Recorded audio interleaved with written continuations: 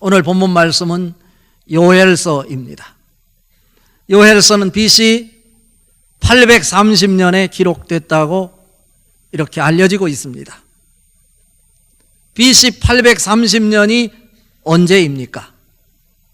북이스라엘이 BC 722년에 멸망을 했습니다.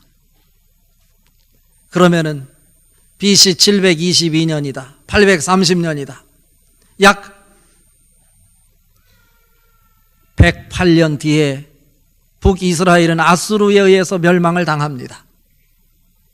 그리고 남유다는 북이스라엘이 아수르에 의해서 멸망당한 이후 136년이 지난 586년에 바벨론의 포로로 잡혀갑니다. 오늘 그러한 북이스라엘이 아수르에 의해 멸망을 당하고 남유다가 바벨론에 의해 포로로 잡혀가는 이런 어려운 상황을 앞두고 하나님의 백성이 하나님의 사람으로 살아가야 됨을 보여주기 위해서 유대 나라에 메뚜기 재앙을 내립니다. 메뚜기 떼를 통해서 곡식을 거두어 드려야 될 추수의 계절에 메뚜기들이 곡식을 다 갉아먹어서 수확을 하나도 거두지 못하게 되는 것입니다. 수확은커녕 밭이 폐허가 되고 논이 폐허가 되고 저주고 재앙으로 백성들이 신음하고 아파하고 고통스러워하고 있습니다. 영적인 깨달음이 없이 하나님을 외면한 채 자기 방식으로 우상을 섬기며 살아가고 있는 하나님의 백성, 다윗의 혈통을 이어 하나님을 중심으로 한 삶을 살아왔던 그 전성을 계승해 가기를 원하는 그 하나님께서 하나님을 외면한 채 우상을 섬기고 방탕하는 죄악이 난무하고 있는 유대 나라에 메뚜기 재앙을 내리셨어요. 메뚜기 재앙은 유대 나라를 전멸시키겠다고 하는 여호와의 날을 선포하는 신호탄이었습니다. 무시무시하고 사람의 힘으로는 감당할 수 없고 사람의 힘으로는 받아들일 수 없어 어려운 날, 심판의 날이 도래할 것이다 라고 하는 하나님의 신호탄이었습니다. 이런 유대 백성을 향해서 하나님께서 오늘 말씀하십니다. 이제라도 돌아오라. 이제라도 돌아오라. 이 말씀은 무엇인가요? 내가 붙잡고 있는 것 놓아야 하나님에게 돌아갈 수 있다 이것입니다. 예배해야 될 자, 가장 가치 있는 것을 하나님 앞에 드려야 할 자가 예배하지 아니하고 세상의 딴 것을 붙잡고 그곳에서 내가 머물러 있다면 그 사람은 그것을 놓아야 될 것입니다. 하나님 그런 사람들을 향해서 지금 말씀하십니다. 이제라도 돌아와라. 오늘 말씀을 통해서 하나님이 주시는 메시지가 무엇인지 살펴보며 은혜를 받고 하나님의 축복의 자리에 설 수 있는 여러분 될 수 있기를 바랍니다. 첫 번째, 오늘 말씀을 통해 우리에게 주시는 메시지는 이제라도 주께 돌아오면 누구든지 용서함을 받을 수 있다 입니다. 이제라도입니다. 오늘 읽은 말씀 12절 말씀 같이 한번 읽어봅니다. 여호와의 말씀에 너희는 이제라도 금식하고 울며 애통하고 마음을 다하여 내게로 돌아오라 하셨나니 입니다. 여기서 중요한 것은 이제라도입니다. 여기서 이제라도라고 하는 의미가 무슨 뜻일까요? 히브리어 원어 성경에 보니까 뭐라고 나와 있냐면 외감 와타라고 나와 있어요. 외감 와타라고 하는 것은 뭐냐면 아무리 생각해봐도 헤어나올 구멍이 없는 불가피한 상황의 때를 얘기할 때 외감 와타라고 말합니다. 다시는 회복 불가능한 상황의 때, 모든 것이 다 끝장나버린 상황이라고 판단되는 때라고 하는 것이 이제라도라는 뜻이에요. 유대 백성들 메뚜기 재앙을 통해서 그들에게 먹을 것이 없어요. 하나님 앞에 제사를 드리려고 해도 제사를 드릴 제물이 없어요. 메뚜기들이 다 곡식을 갉아먹어서 밭과 논이 폐허가 되어버렸습니다. 끝장나버린 상황입니다. 그런데 중요한 것은 하나님은 그들을 심판하고 계시지만 여전히 심판으로 끝나는 것이 아니라 한쪽 가슴에서는 사랑을 품고 심판이 심판으로 끝나는 것이 아니라 다시 너희들이 회개하고 돌아오면 다시 축복의 장이 너희를 통해 만들어질 것이다 라고 말씀하고 계신 것입니다. 그래서 요엘서 2장 28절 29절에서 하나님은 말씀하십니다. 그 후는 언제입니까?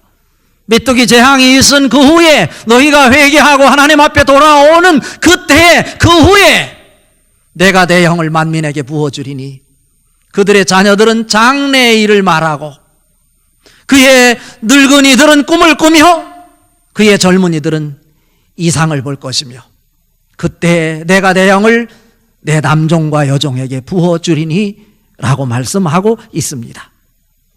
지금은 하나님을 외면하고 하나님보다 세상의 것을 붙잡고 그것이 더 큰 것으로 살아가고 있는 유대 백성들 향해서 하나님의 사람이라고 자처하고 있는 그들을 향해서 왜 전능하신 하나님을 붙잡지 않고 세상의 것을 붙잡고 그곳에서 인생의 승부수를 두느냐 라고 말씀하시면서 메뚜기 재앙을 통해서 하나님을 발견하고 이제라도 끝장난 상황이라도 너희가 회개하고 다시 돌아오기만 하면 내가 다시 너희에게 기회를 주겠다, 용서의 물꼬를 터주겠다 말씀하고 계신 것입니다.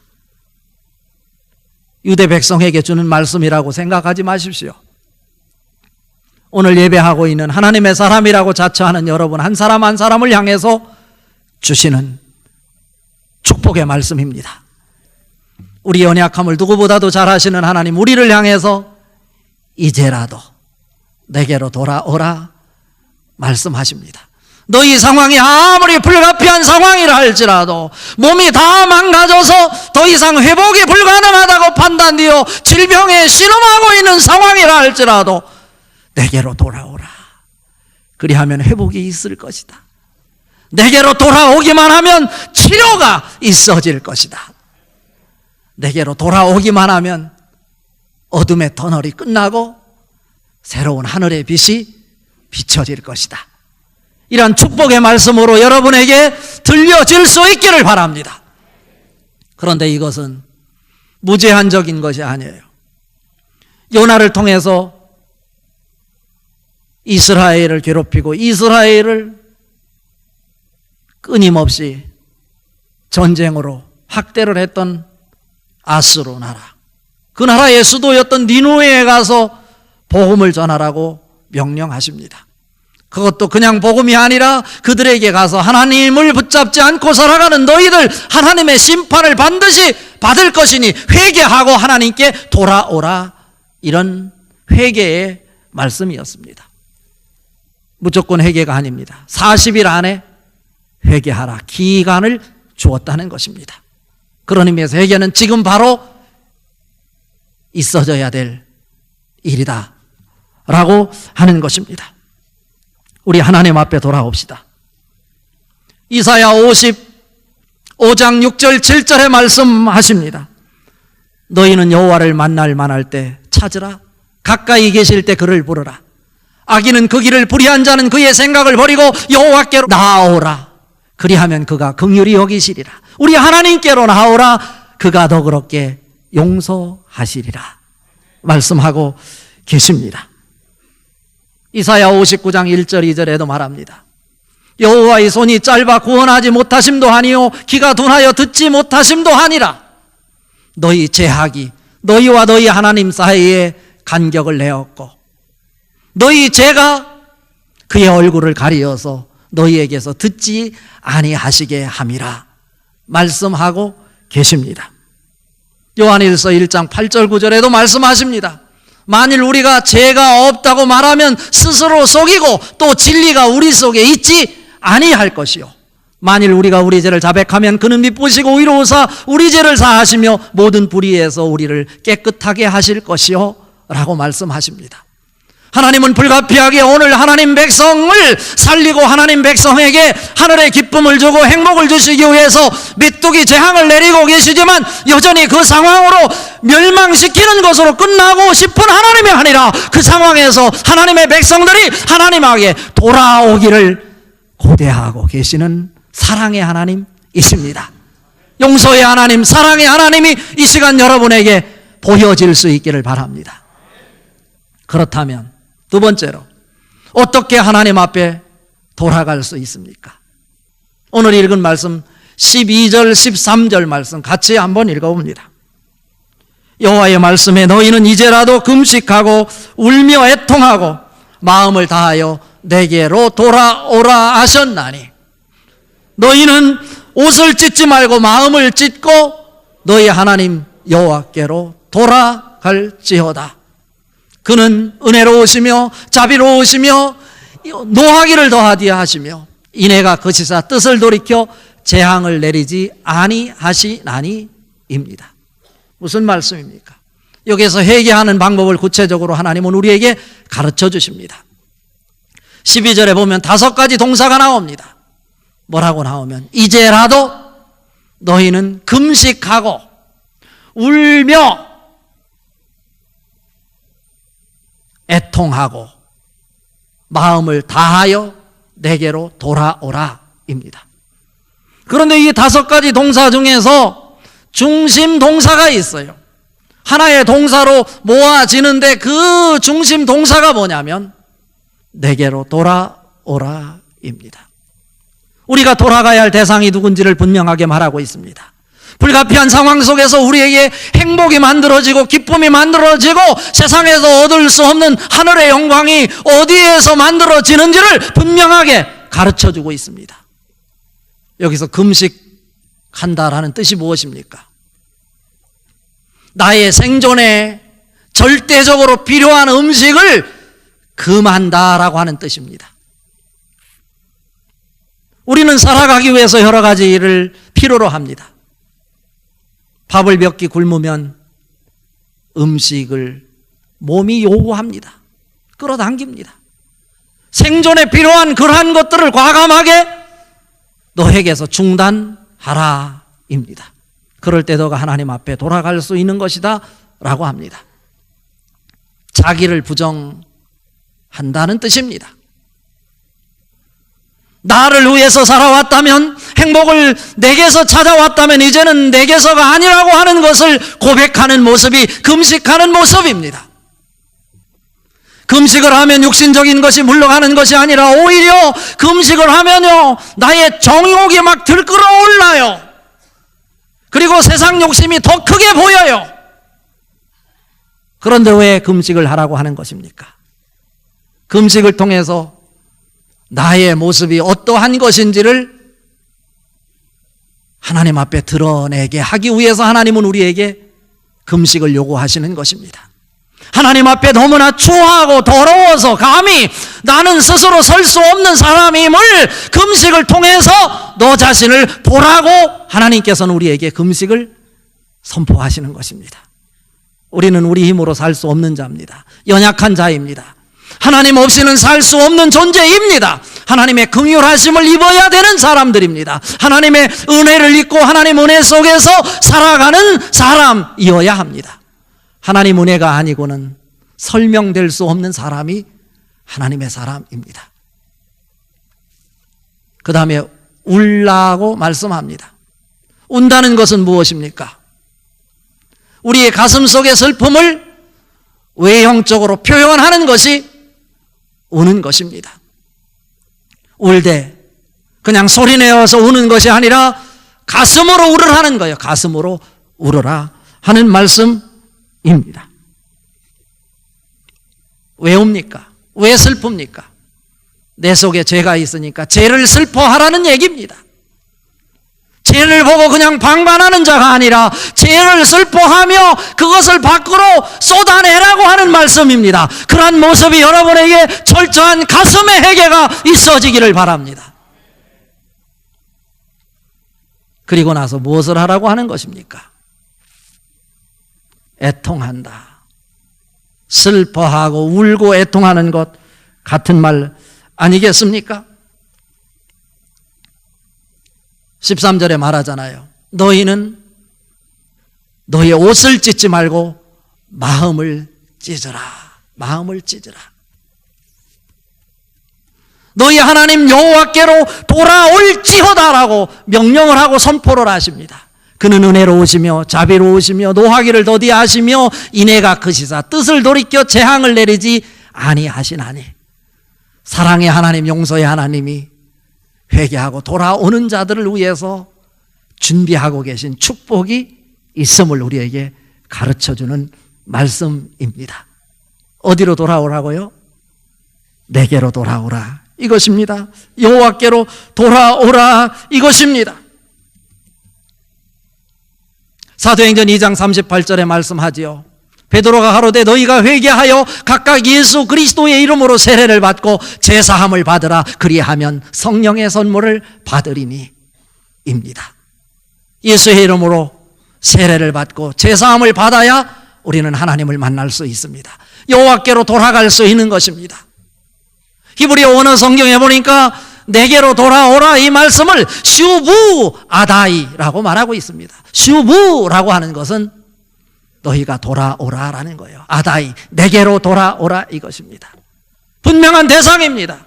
우리는 절망과 좌절 속에 가능성이 없다고 할 때 여전히 세상의 또 다른 방식을 통해서 그 문제를 해결하고 세상을 찾아가고 있지만, 권력을 찾아가고 있지만, 또 다른 방식을 바라보고 있지만 하나님은 그곳이 아니다.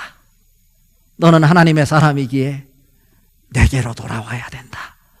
내게로 돌아와야 된다 라고 말씀하고 있는 것입니다. 내가 우상을 섬기지 않고 있다 할지라도, 내가 우상 앞에 절하지 않는 사람이라 할지라도 우리는 만족해서는 안 됩니다.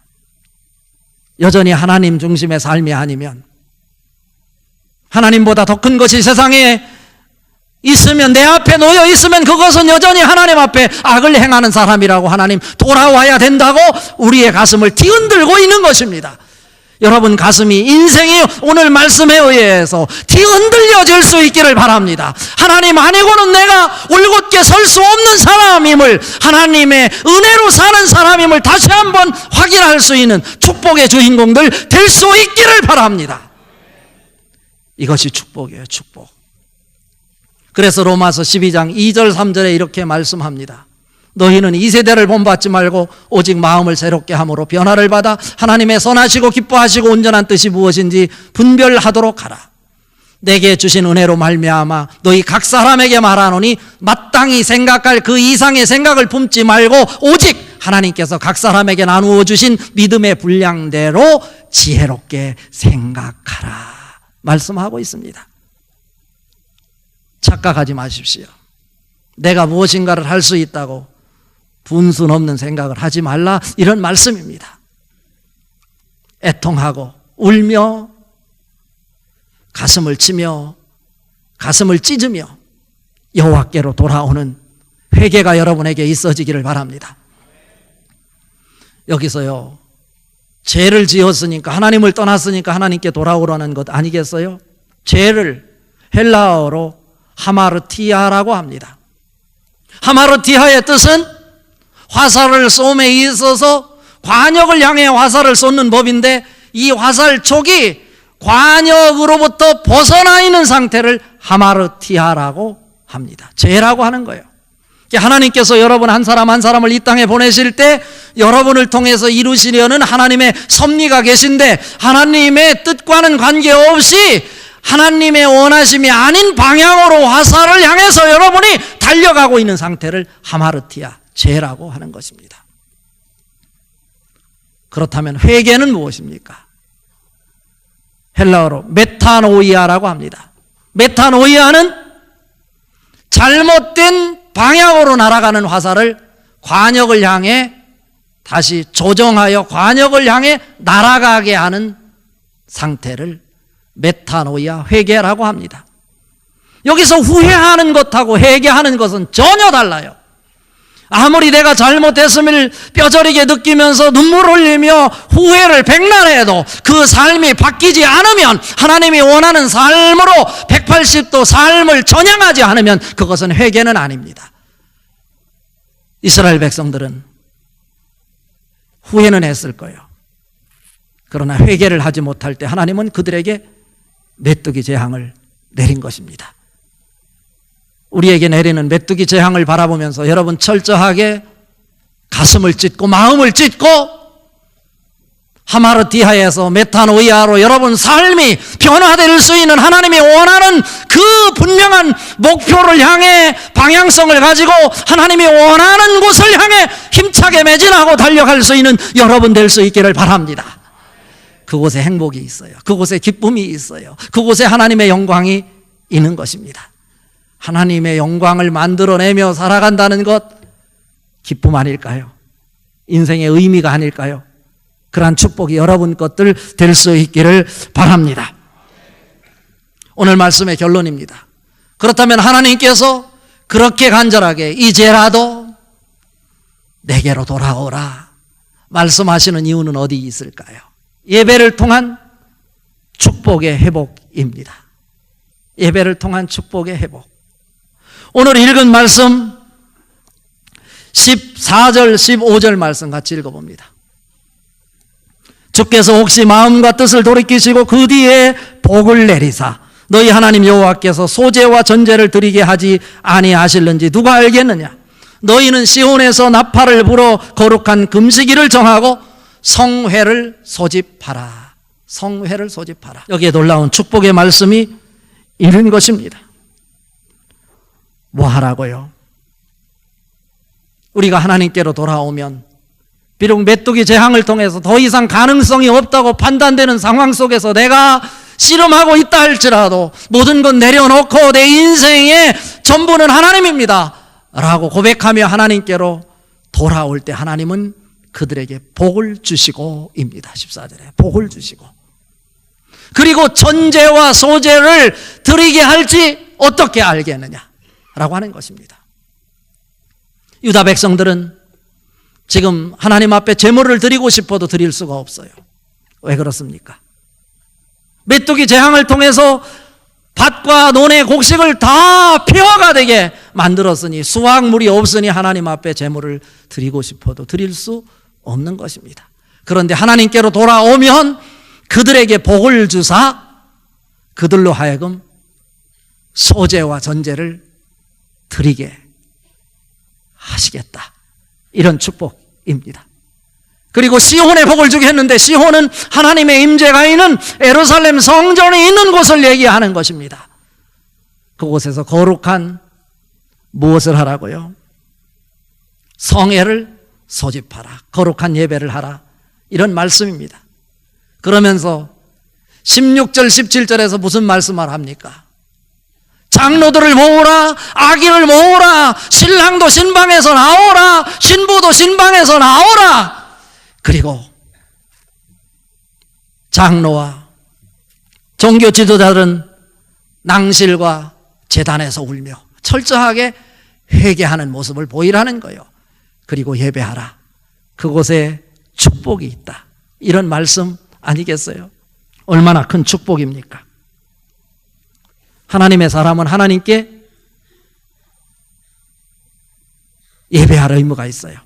잠언 3장 5절 6절 다시 말씀합니다. 너는 마음을 다하여 여호와를 의뢰하고 내 명철을 의지하지 말라. 범사에 그를 인정하라. 그리하면 내 길을 지도하시리라.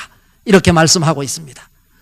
내가 살아가는 세상 속에 하나님보다 더 큰 것이 보인다 할지라도 여러분 하나님이 더 크게 보이게 되어야 축복입니다. 세상의 것을 과감하게 내려놓고 가슴을 치며 마음을 찢고 하나님 앞에 돌아옴으로 하나님 앞에 예배함으로 하나님이 예비하신 하나님의 축복을 마음껏 받아 누릴 수 있는 여러분 될 수 있기를 주님의 이름으로 축복합니다.